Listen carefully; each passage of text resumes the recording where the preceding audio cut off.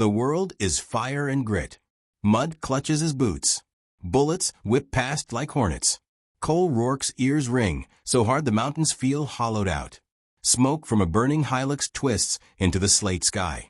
He slides behind a crumbled wall of a mountain village. Stone stacked generations ago, now punched through by machine gun bursts. Last mag. The kid beside him shouts. The kid, Reyes, 20 freckles under dust, bleeds through his sleeve and grins like he's at a ball game. Cole checks the alley. Enemy shapes flicker and vanish, scarves, a wristwatch flash, a boot heel. He breathes in, slow. The smell is cordite and wet goat. He rises, fires 3 shots, drops, moves. The old rhythm carries him even as his left hand trembles. Not now.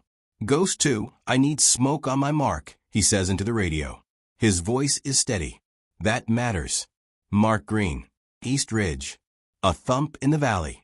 Then, another. Mortars cough. Green smoke blooms and billows like a torn flag, sliding across the ridge. The enemy rifles hesitate, then shift. Cole counts. 2, 3.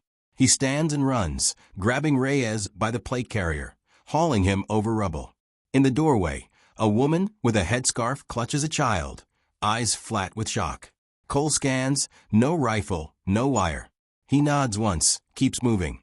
They spill into the courtyard. The rest of his team, what's left, huddle behind a collapsed generator. Mac, their comms man, has his head set off one ear, mouth tight. Drone feed confirms, truck bomb on the North Trail, he says. If it gets to the bridge, the refugees are done. Can we strike it? Only shot is through the village, Mac says. Too tight. Command wants your call. Cole sees it at once. The route, the angles, the civilians. He tastes metal. The memory flickers. Another village, another call, a wall of dirt and light, a small shoe upside down in dust. His thumb hovers over the radio switch. Duty or mercy. Choose now and live with it forever. He toggles. Abort drone strike, he says. Say again, Ghost Actual? Abort. We choke the trail another way. Reyes, ladder up to the granary. Mac, ping our mortar team, rake the dry creek bed. We trap it before the bend. They move. The trap works. The truck slams into the crater and skids sideways. Fireball. Pressure wave. People screaming. The blast doesn't reach the bridge. It reaches them, though. Rocks fall like hail, the wall buckles, and Reyes disappears in grit. Cole digs him out by his collar, coughing. Reyes coughs back, laughing through blood. Over the radio, a voice he knows too well slithers in, amplified, taunting, calm. Ghost Actual. It says, accented and smooth. You should have used the drone. Ilyas Kadir. Charcoal eyes, sharp voice. The man who turns war into theater. Cole doesn't answer. He carries Reyes toward the trucks. Duty over morality? Morality over duty? No clean lines here. Only the choices you keep inside you like shrapnel. The mountains blur with smoke as they roll out. Cole glances in the mirror. The woman and the child are in the courtyard, coughing but alive. 1 year later, the river town is gray under low clouds. The sign over the door says Patriot Outdoors in flaking red letters. It smells of oil, dust, and coffee gone bitter hours ago. Cole stands at the counter with a box of .308 and a voucher he earned for training kids at the range. His jacket is threadbare. His hand shakes when he tries to sign. Sir, the owner says, voice slick as the laminate on the countertop. We reserve the right to refuse sales if someone appears constable. The word hangs there. Cole looks up. The owner, Clements, big jaw, little eyes, doesn't blink. Behind him, a young clerk named Amir avoids meeting Cole's gaze. A rack of ARs glints under fluorescent light. I taught your nephew to handle a safety, Cole says softly. He learned to respect the muzzle. Clements smiles without warmth. And we appreciate your service. But you were scaring customers. The shaking. The talking to yourself. I wasn't talking to myself, Cole says. He was counting breaths. 4 in, 4 out. The trick that keeps the ring out of his ears. Sir, I'm asking you to leave. He leaves. He sets the box of ammo gently on the counter and walks out into the damp light. A cold wind comes off the river, carries the clank of tugboats. He heads to the diner across the street. He orders black coffee and a bowl of chili, sits with his back to the wall. His reflection in the window looks older than he feels, then older than that. Amir crosses the street on his break. He slides into the booth, eyes anxious. "I'm sorry," he says. Clements is trying to sell a lot before audit. He thinks an old vet will spook the inspectors. "You didn't deserve that." "Doesn't matter," Cole says. He breaks a cracker, stares past Amir at the shop. A delivery van idles at the curb. On its side, Dawson Electrical. A guy in a hoodie hauls a long crate inside. Not on the manifest. Not marked. Amir lowers his voice. "You know the mark on your wrist? The little skull with the crossed aerials? A naval guy came in last week. Young. He saw it, and, like he recognized it, he left without buying." Cole covers the old unit tattoo with his sleeve. Ghost. The part the Navy never acknowledged. Things you do in mountains that never make the news. "You don't say," he murmurs. Amir shrugs. "Hey, look. If you need," he trails off, embarrassed. "Forget it." He pats the table and goes. Cole finishes the chili. He thinks about the crate. He thinks about how war has a way of seeping through cracks, ports, supply lists, men looking to make a quick cut. He pays, leaves a tip, and steps back into the wind. 1 hour after Clements kicked him out, the street changes. It starts as a hum, a vibration on bone. Then black SUVs nose around the corner and park with military neatness. Men and women step out in civilian jackets that don't hide the way they move. The bell over Patriot Outdoors chirps lightly as they enter. The town keeps breathing. The old man on the bench keeps feeding pigeons. The tugboat keeps pushing upriver. Cole stays across the street, under the awning, watching. He recognizes the gate before he recognizes the face. The lead operator scans in arcs of 15 degrees. The second checks high.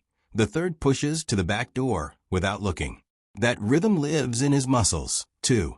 A woman in a dark ball cap breaks off from the group and crosses to him with purpose, but no rush. She's mid-30s, eyes that miss nothing, jaw tight. "Mr. Rourke," she says quietly. "I'm Lieutenant Maya Voss. We need you inside. Now." "Your audit started early," he says. "Your old friend Ilyas Kadir sent a shipment that landed here under Dawson Electrical," she says. "Clements took delivery. He doesn't know what's inside. Or he does. Either way, we're late." She holds up her phone. A photo glows on the screen. A long crate opened to show a nest of carbon fiber frames and microjet fuel cells. A swarm. Cole's mouth goes dry. He hears mountain wind, mortar coughs, Reyes laughing through blood. "Target," he asks. "Riverlocks, tonight." Voss's voice is flat. "Exact time unknown. We traced the controller to this shop. Serial numbers match gear your unit used before it went black. Someone studied your playbook.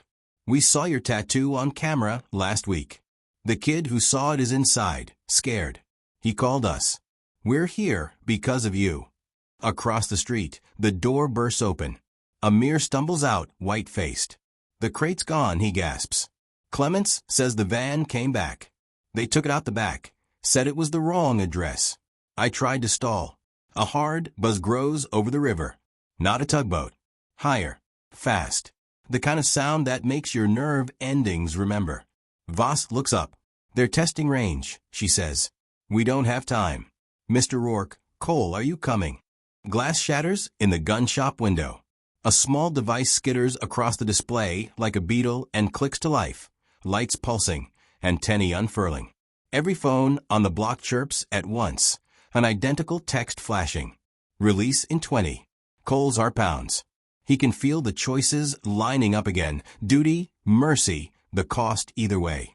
He steps off the curb toward the door, toward the humming thing on the floor, toward the past that never stayed past. From the alley behind the shop, a voice Cole knows slides over the wind, amplified and smooth. It speaks his name. He turns, slow. Ilyas Kadir steps into view, smiling. Wind skates down the river and carries the thin, angry whine of something airborne. Cole's boots grind salt and grit as he turns. The alley is a slit of shadow, paint-scraped dumpsters, rainwater shining in tire ruts. Ilyas Kadir steps from that slit like a stage magician.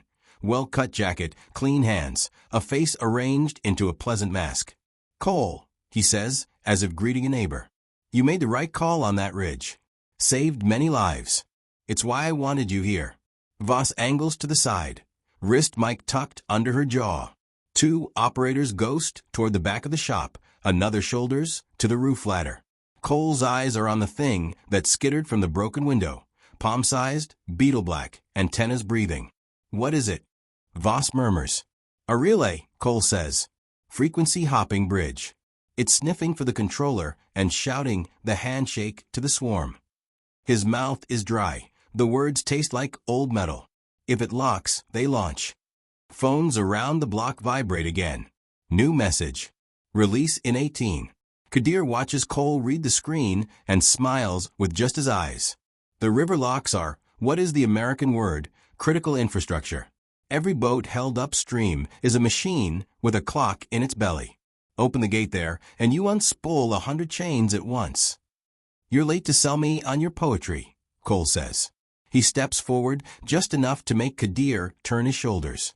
The motion puts Voss's point man in the blind spot. "Where's your van?"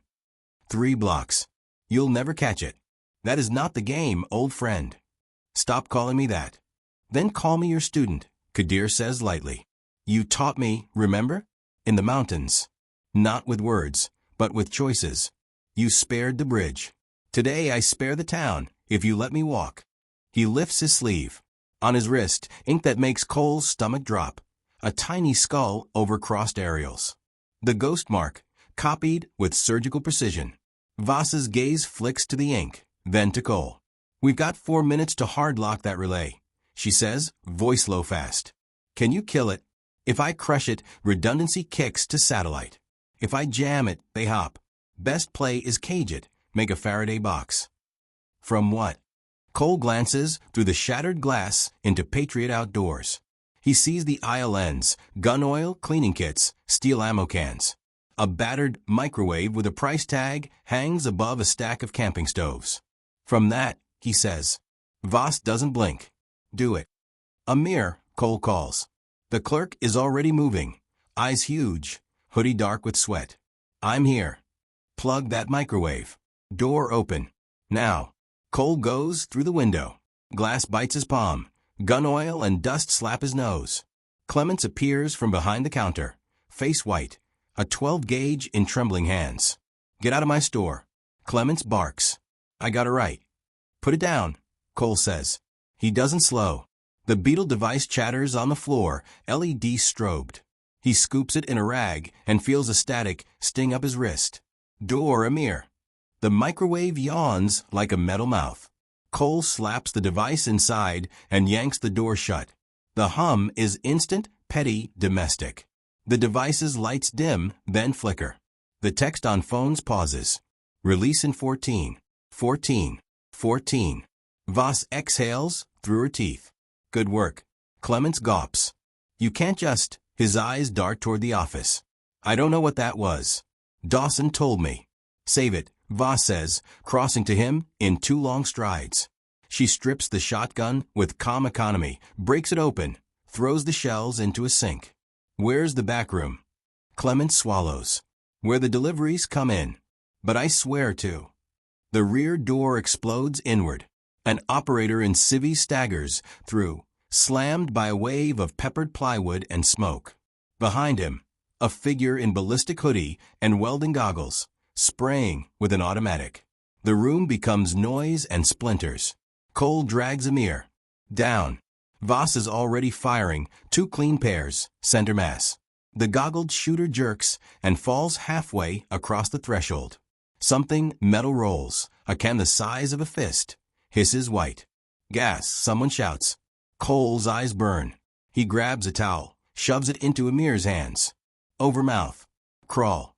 The microwave hum keeps humming. The paused 14 glares from every phone.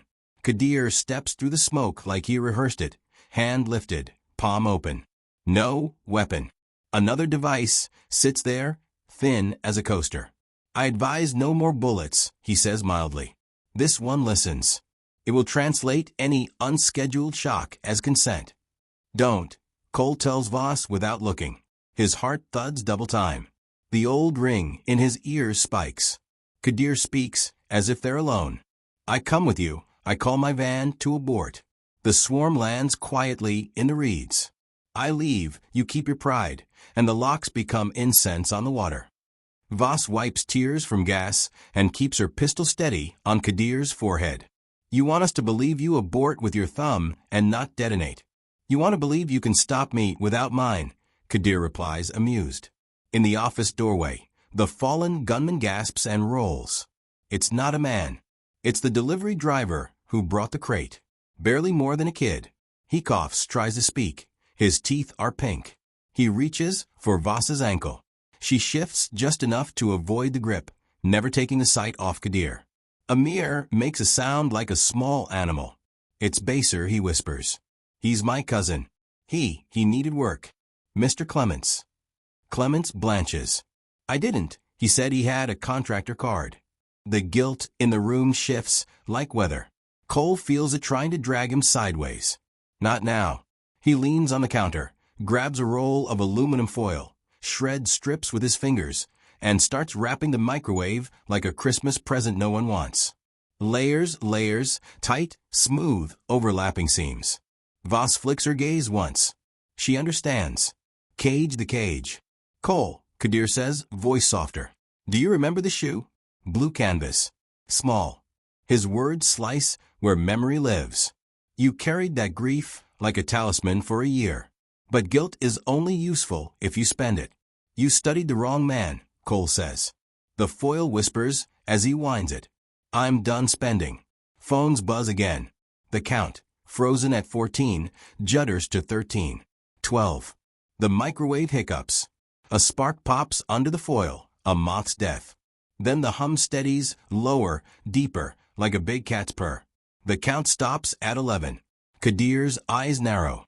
Interesting. Sirens growl from the far end of the street. Local police, late to their own town.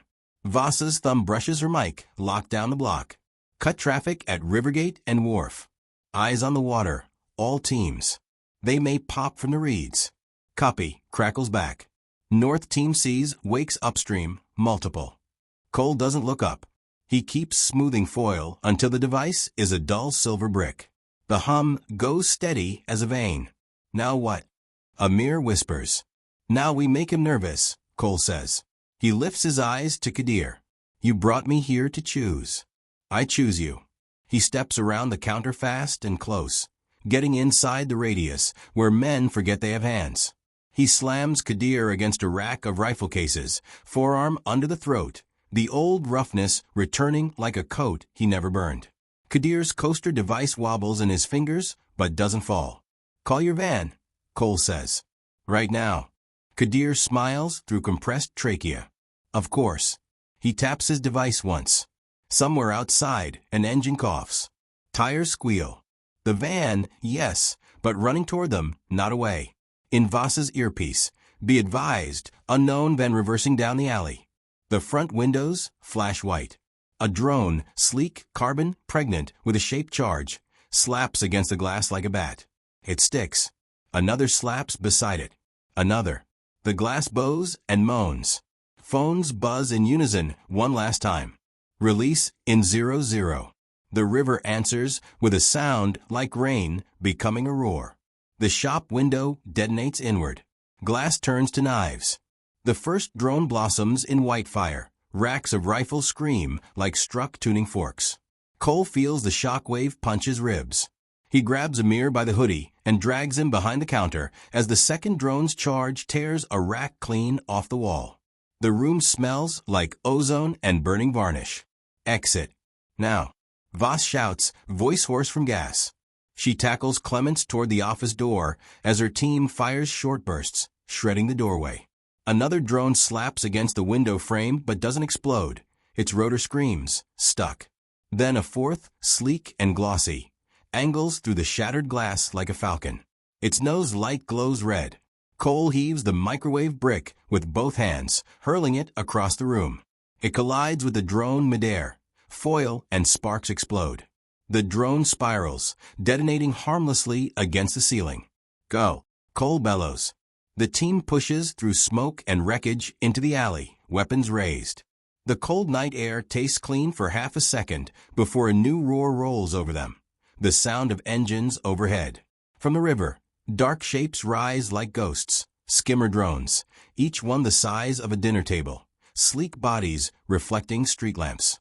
Their wings hum as they fan out over the rooftops, payloads dangling like wasp stingers. Swarms live, someone yells over comms. Not fully, Cole mutters, coughing. That relay's still caged. They're on pre-programmed routes. Means Voss demands. Means we can herd them, if we're fast. The alley leads to a street lined with warehouses. Operators spread out, rifles scanning upward, while sirens wail closer. The drone van barrels backward from the shadows, headlights off. Its back doors yawp open. Inside, racks of glossy drones blink like predator eyes. Voss raises her rifle. Cole yanks it down. No shooting the van. That's their fallback trigger. He doesn't wait for permission. He sprints. His body remembers the zigzag pattern, the low silhouette, the breath count. Bullets crack from a rooftop. One sparks off asphalt near his foot. He dives into a loading dock, sliding behind pallets. A shadow moves, a shooter leaning from a window, rifle leveled. Cole's knife is out before he thinks.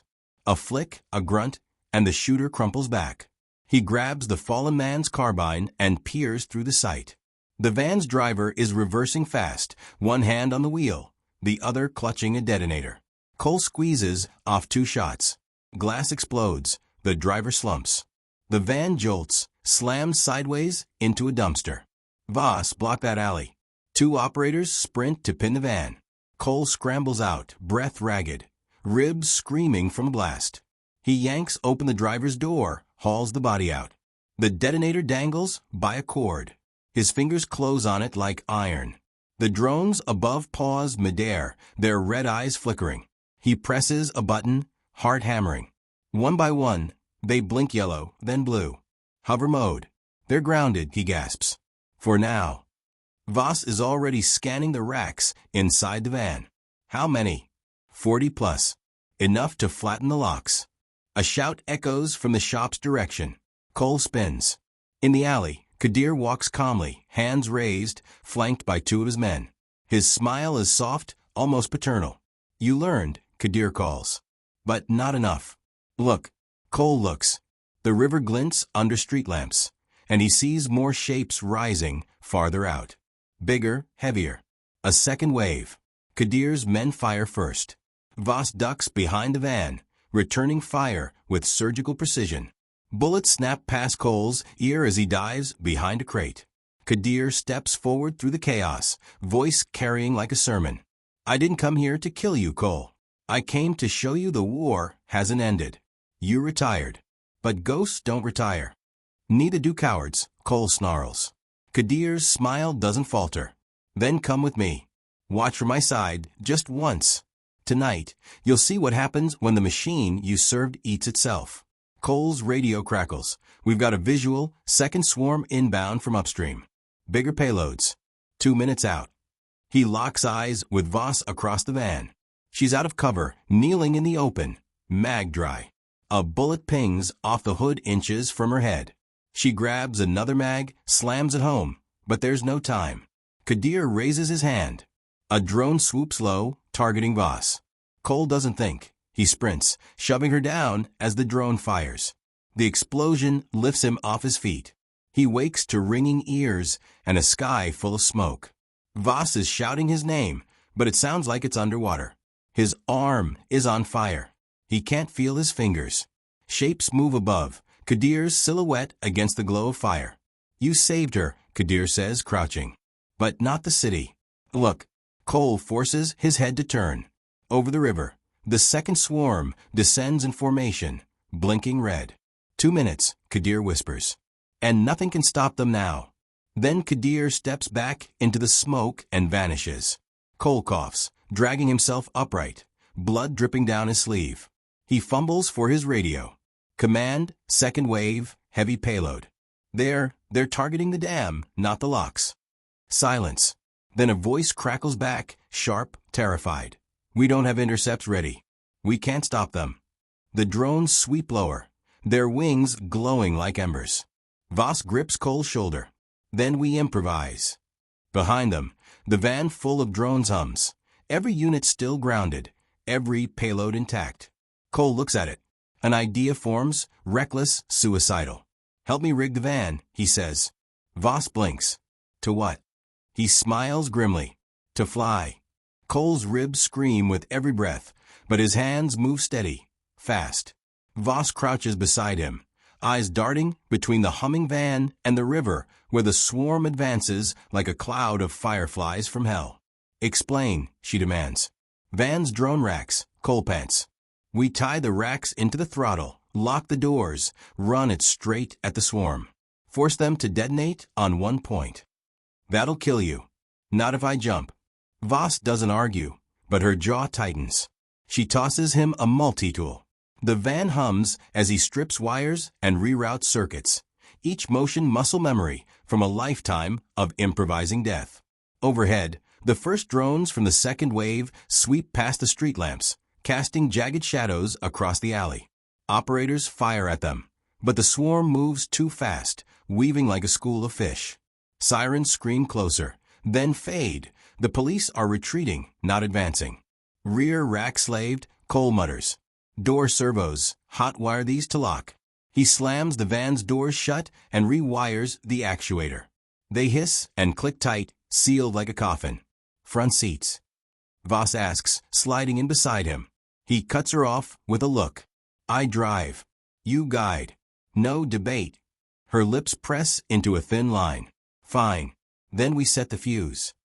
She crawls into the back, grabbing one of the grounded drones. Its payload glows faintly under its casing. She pries it open, fingers nimble. Despite the adrenaline. Manual detonator. 5-second fuse. Old school. Cole grins despite himself. Perfect. They roll the van into the street. Its headlights are gone, windshield cracked, but the engine roars like a beast awakened. Cole grips the wheel, muscles screaming, eyes burning from smoke. Voss rides shotgun, rifle across her knees, radio at her ear. Team 1 clear river gate, she snaps. Team 2, suppress left flank. Keep them looking at you. Copy, comes the reply. Gunfire erupts from both sides of the street. Drones swoop lower, their glowing eyes tracking movement. Cole slams the gas. The van lurches forward, tires squealing, metal groaning under the weight of 40-plus armed drones packed inside. Straight shot to the bridge, Voss says, pointing. You've got maybe 30 seconds before they adjust. Cole takes a breath, steadying himself. When I jump, hit the detonator. Don't hesitate. You're insane. He glances at her with a crooked grin. That's why it'll work. The van barrels down the waterfront road, its engine screaming. The swarm reacts, buzzing and shifting like a living organism. Half peel away from their attack path to intercept. Cole leans into the wheel, weaving. Through abandoned cars and debris. The windshield spiderwebs as a drone slams against it, detonating early. 20 seconds. Voss shouts, bracing against the dash. Cole breathes in through his nose, out through his mouth. 4 beats. 4 out. The same rhythm that steadied him when mortars fell in the mountains. 10 seconds. The swarm closes in, wings slicing the air, red lights blinking in unison. Now, Cole slams the brakes, throws open the driver's door, and dives out. He hits the pavement hard, rolls, and feels something tear in his shoulder. Pain flashes white, but he forces himself up. Voss presses the detonator. The van erupts in a blossom of white fire. The swarm dives at it instinctively, their targeting systems locked onto its massive electronic signature. One by one, the drones detonate in midair, chain reactions turning the night into a wall of flame. The shockwave rolls down the waterfront, rattling windows and knocking Cole flat on his back. The world is fire and ringing ears again. When the blast clears, the bridge is still standing. The dam is untouched. The swarm is gone. Cole staggers to his feet, blood dripping down his temple. Voss kneels nearby, breathing hard, her face pale but alive. "We did it," she says, voice raw. "Not yet," Cole rasps. Because through the haze, he sees a shadow on the opposite bank. Kadir, standing calmly, hands in his pockets, watching the fire like a man admiring art. And behind him, 2 black SUVs, engines idling. He lifts a hand in a mock salute, then disappears into one of the vehicles. Cole's stomach knots. This wasn't his endgame. This was a distraction. Voss follows his gaze and swears softly. "He's still ahead of us." "Yeah," Cole mutters, gripping his shoulder. "And he knows I'm hunting him now." Before she can reply, Cole's radio crackles with frantic static. "Command to Ghost Actual. We've got movement at the dam. Multiple signals. Looks like, oh God, they're not drones. They're people." Cole's blood runs cold. He locks eyes with Voss. "Kadir's just getting started," he says. And in the distance, over the roar of flames and sirens, a new sound rises. Chanting. A mob. The chanting rolls through the smoke like a tide, eerie and rhythmic. Cole steadies himself against a lamppost, vision swimming.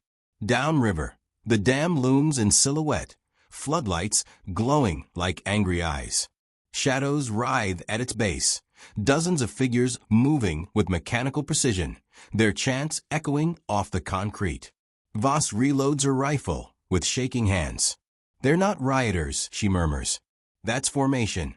"Militia," Cole grunts. "Kadir's people. He's seeding chaos, drones for distraction, boots for takeover." She nods, jaw tight. "We need to move. Now." 2 operators pull up in a black SUV riddled with bullet holes. Cole hauls himself inside, cradling his shoulder. The team speeds toward the dam, tires screaming on wet asphalt. "Command status?" Voss barks into her radio. "Lock secure. Civilians evacuated from waterfront. Dam perimeter compromised. Hostiles are planting something on the main spillway. We've got maybe 10 minutes.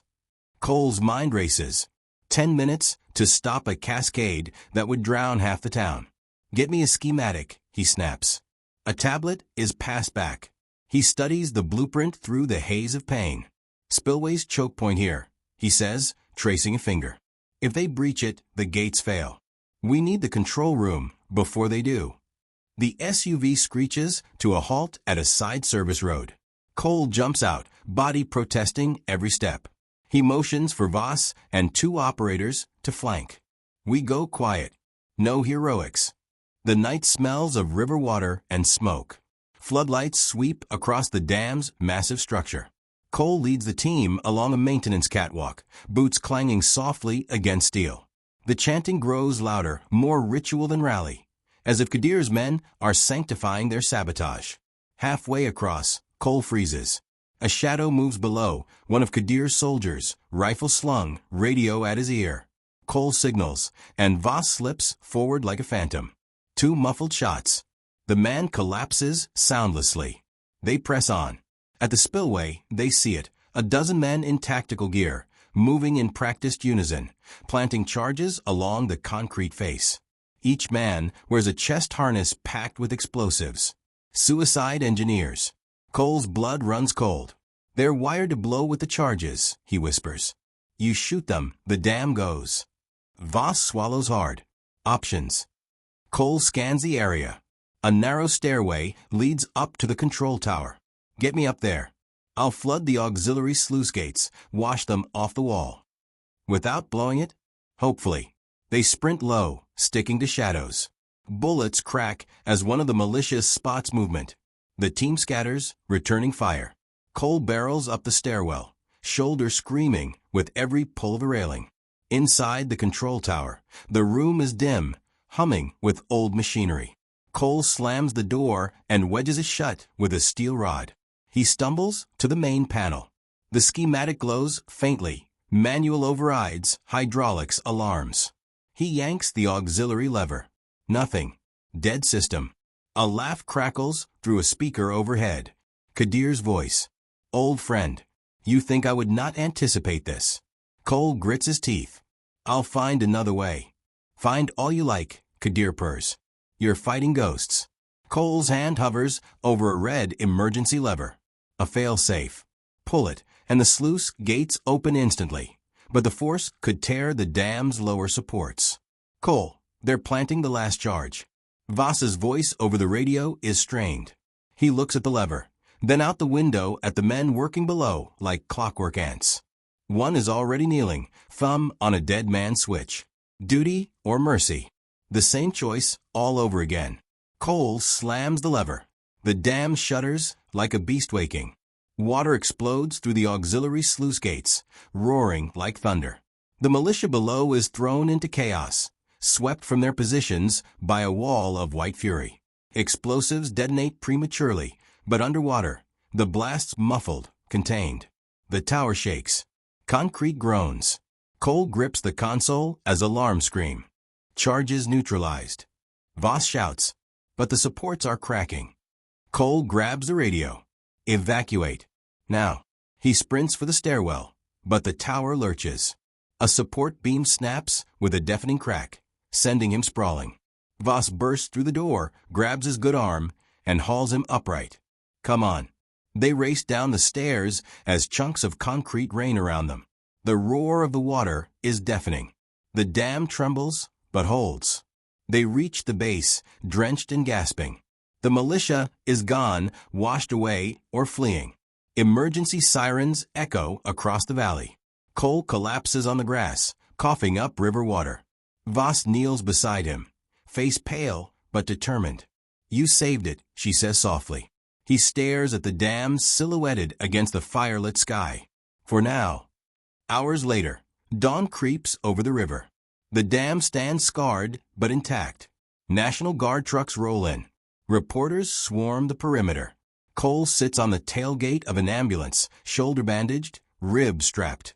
Voss leans beside him, sipping bitter coffee. Kadir vanished, she says. We've got teams sweeping every road, every dock. Nothing. Cole nods slowly. He's not running. He's planning. Voss glances at him. You could walk away. Retire for real. He shakes his head, staring at the horizon. You saw the look in his eyes. This isn't over. She studies him a moment, then smiles grimly. Then we hunt him. Cole looks down at the faded ghost tattoo on his wrist. For the first time in years, it doesn't feel like a scar. It feels like a call. Somewhere out there, Kadir is already moving pieces. But so is Cole. The war had followed him home. And this time, he'd take the fight to its source.